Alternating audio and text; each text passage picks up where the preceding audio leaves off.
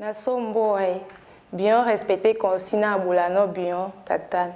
Oama na madibama sangi na sopi. Toso na madibama ben alcool. Bama diseno osapa mianga. Omapulate soma moto. Ositapa tangalao. Toso pepeleni mona dia.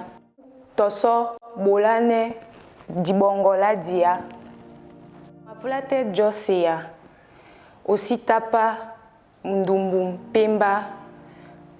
Kekana owele mweka mwanomo na moto. Wapulate bolane mkudumane mwa mndumbu wamene upongino. Owamo siamo avana wabotomo. Ositapa miso mpemba na mndumbu. Etena omoseya u oben ngo bele dopta longo.